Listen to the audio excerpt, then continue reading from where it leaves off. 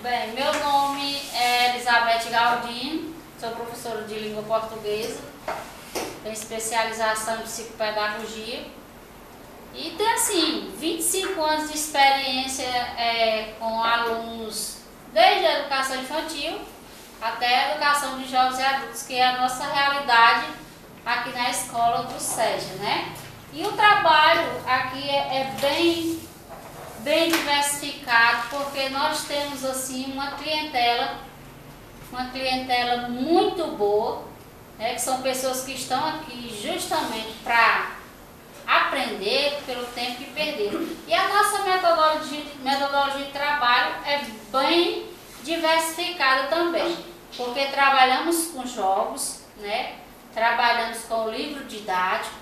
Temos alunos especiais em que necessitamos de um material de sala multifuncional, que são alunos como a Giselda, que é uma deficiente visual, que está sempre amparada por uma régua e que tem que ter um acompanhamento, né? Um acompanhamento bem direcionado para a Giselda. Nós temos o seu Firmino, que é o aluno mais velho da sala, né? Que também chegou aqui para se alfabetizar, hoje está lendo e escrevendo, como os demais alunos, como a Ana, que já vem bem desenvolvida. Então, assim, é preciso ter muita criatividade para isso, porque o lúdico faz parte da nossa metodologia, né?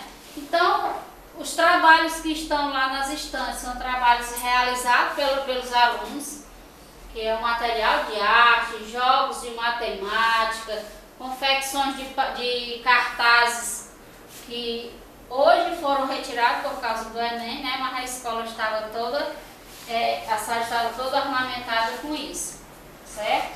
E também tivemos um trabalho muito bom com alunos surdos na escola, que foi quebrando barreiras. Qual era o objetivo desse trabalho? Que era um trabalho voltado para facilitar a comunicação entre ouvintes e falante. Esse projeto funcionava todas as terças-feiras na sala do LEI, que é a sala de informática, onde todos os alunos criaram o seu e-mail, não foi, pessoal? Foi.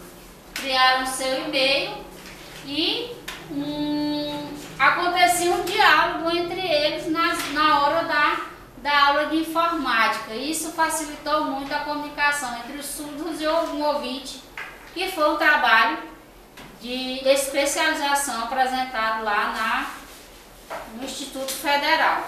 Ok?